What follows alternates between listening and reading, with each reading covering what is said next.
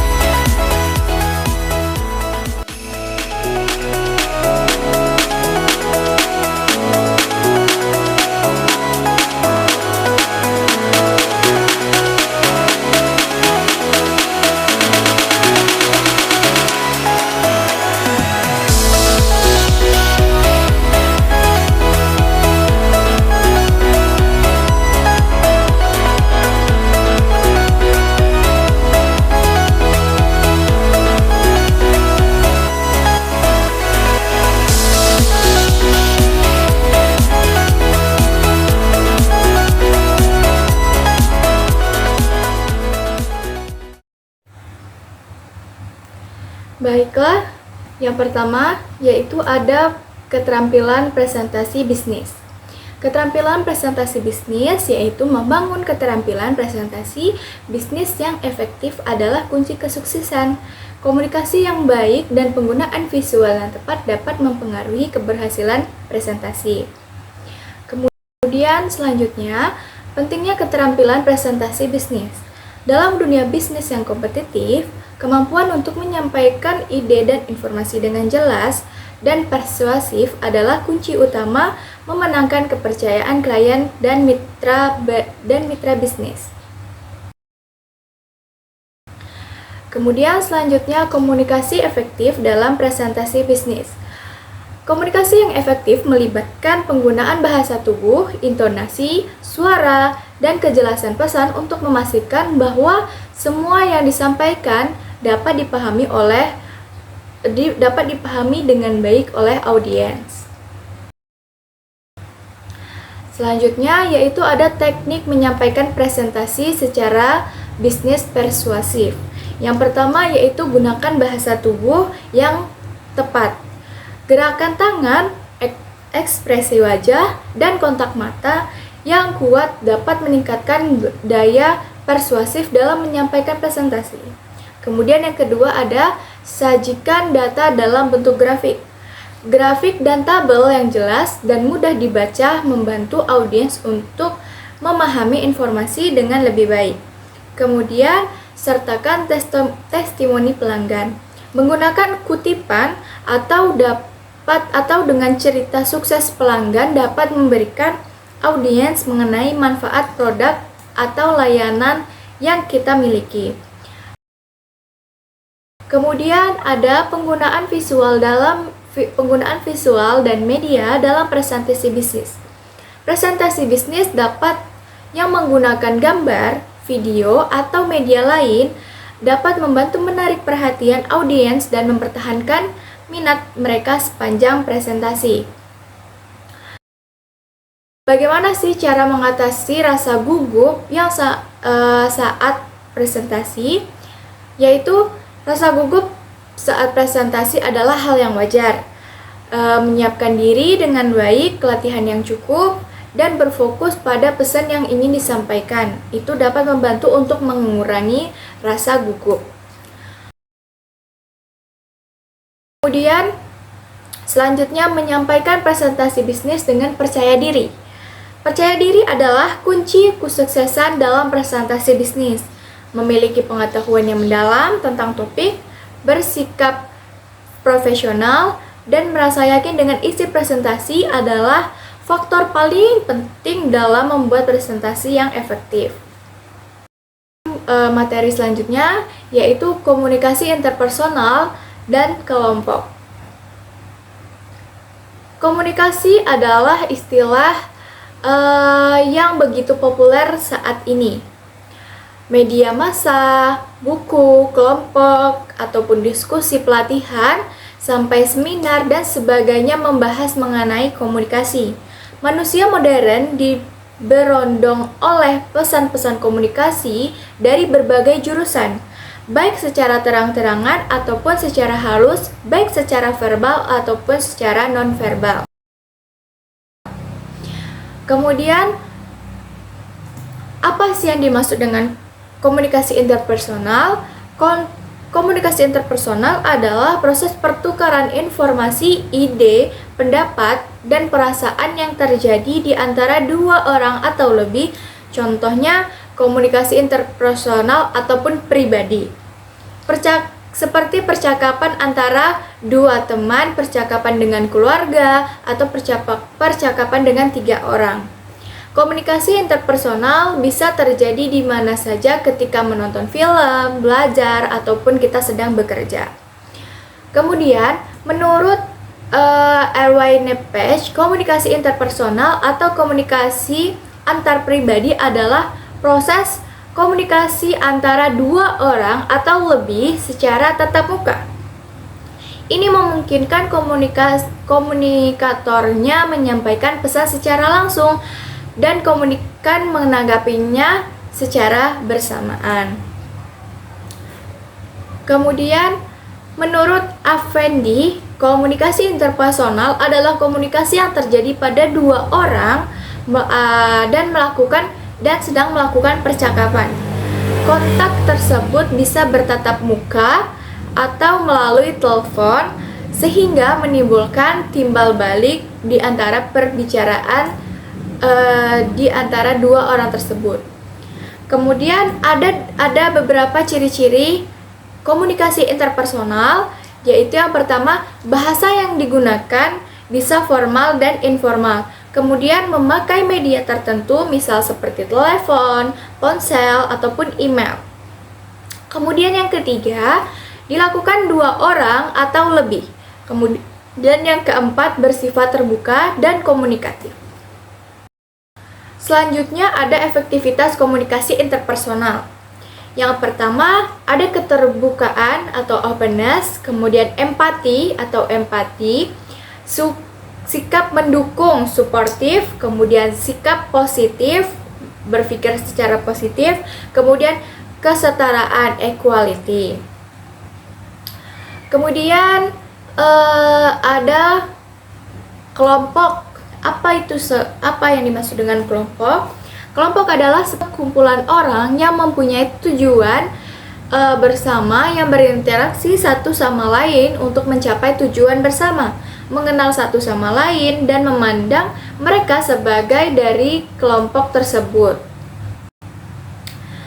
Kemudian, menurut Michel Bourgon dalam Mironto 2005, mendefinisikan komunikasi kelompok sebagai interaksi secara tatap muka antara 3 orang atau lebih dengan tujuan yang telah ditentukan, seperti berbagai informasi, menjaga diri, pemecahan masalah, yang mana anggota-anggotanya dapat mengingat karakteristik pribadi anggota-anggota yang lain secara tepat. Kemudian klasifikasi kelompok itu dibagi menjadi 2, yaitu ada klasifikasi kelompok primer dan klasifikasi kelompok sekunder. Nah, apa sih yang dimaksud dengan klasifikasi kelompok primer?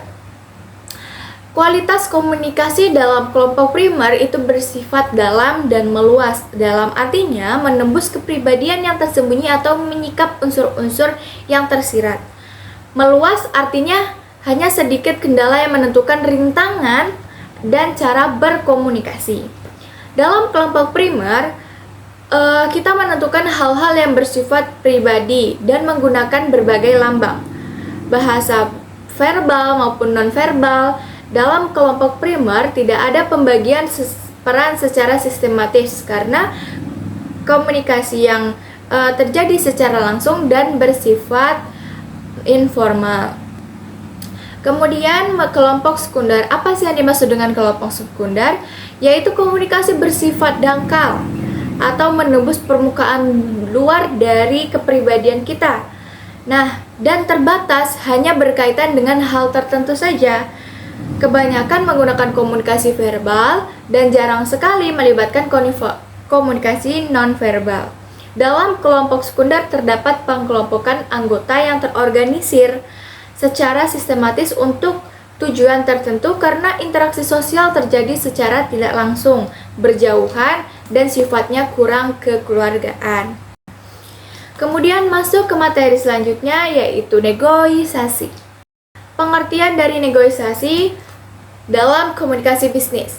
Dalam komunikasi bisnis, negosiasi adalah suatu proses di mana dua pihak atau yang lebih mempunyai kepentingan yang sama atau bertentangan. Nah, bertemu dan berbicara untuk mencapai kesepakatan. Tujuan dari negosiasi. Apa sih tujuan dari negosiasi? Tujuan yang dilakukan negosiasi itu untuk mengurangi perbedaan posisi setiap pihak, mencari cara menemukan butir-butir yang sama sehingga mencapai kondisi yang menguntungkan. Kemudian, manfaat dari negosiasi. Apa saja manfaat dari negosiasi? Yaitu terciptanya jalinan kerjasama antara institusi atau badan usaha ataupun berorangan atau menjalankan suatu kegiatan atau usaha. Kemudian, bagi suatu perusahaan, proses negosiasi akan memberikan manfaat bagi jalinan hubungan bisnis yang luas dan pengembangan pasar. Kemudian yang ketiga itu meningkatkan relasi, reputasi, dan profesionalisme. Kemudian, adapun paradigma dan langkah-langkah negosiasi, yaitu ada 4 langkah. Yang pertama ada win-win, kemudian win-loss, kemudian loss-loss, kemudian loss-win. Apa sih yang dimaksud dengan win-win? Strategi ini dipilih bila pihak-pihak yang berselisih menginginkan penyelesaian masalah yang diambil pada akhirnya menguntungkan kedua belah pihak. Strategi ini juga dikenal dengan keaktifan dalam suatu organisasi. Kemudian win-loss. Strategi ini dipilih karena pihak-pihak yang berselisih ingin mendapatkan hasil sebesar-besarnya. Nah, dari penyelesaian masalah yang diambil.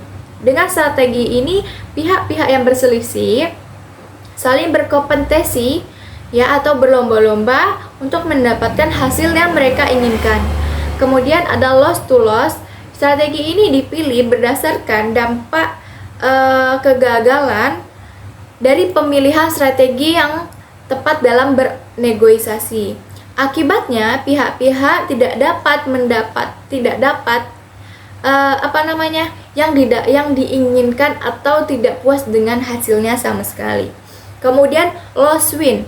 Strategi ini dipilih bisa salah satu pihak sengaja mengalah untuk mendapat manfaat dengan kekalahan mereka.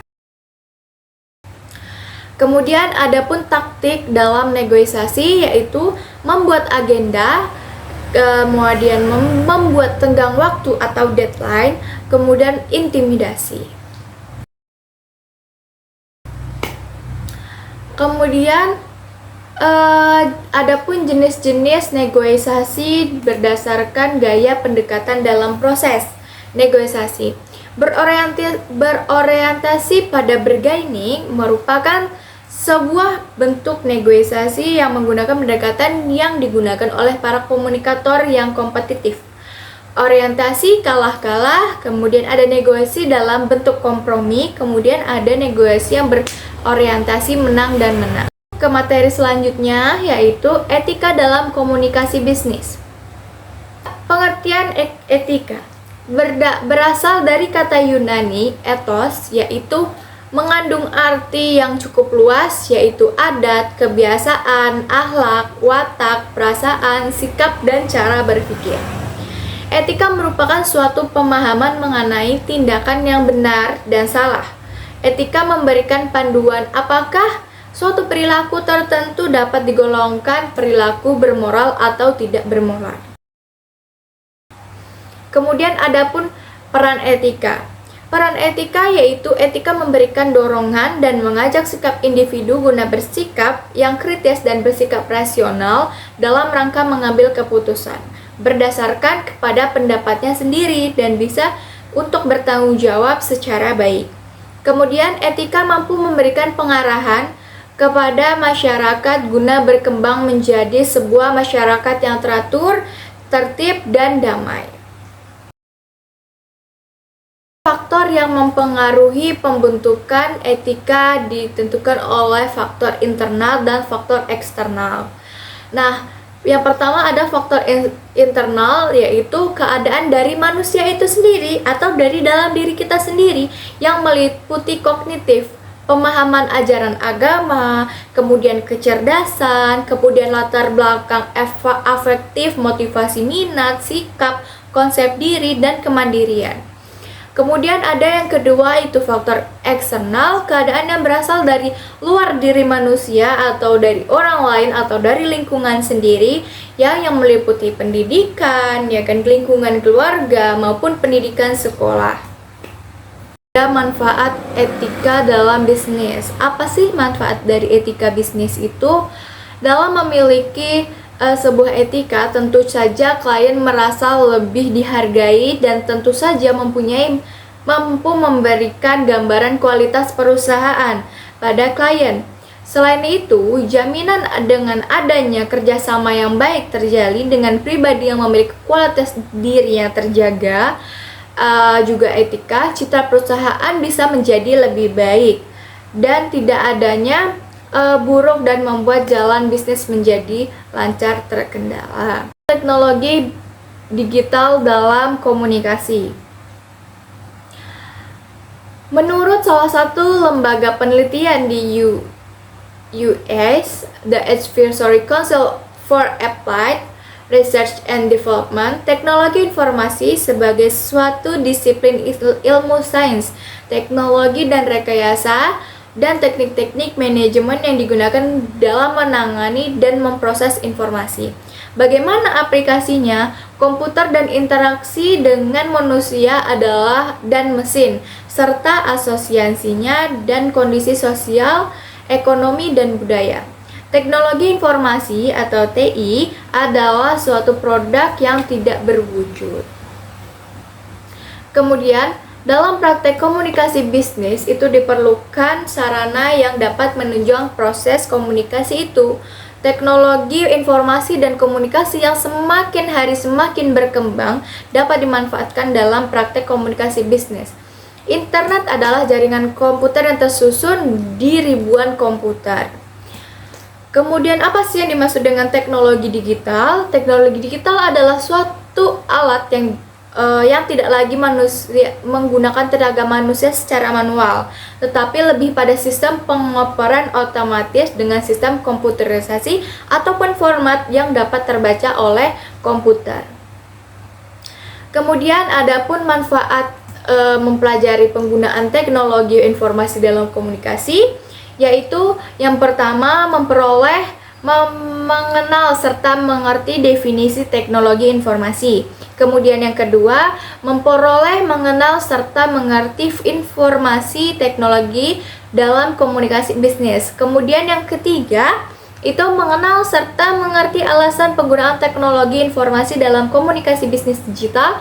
Kemudian yang keempat, itu ada mengenal serta mengerti penggunaan teknologi informasi dalam komunikasi bisnis.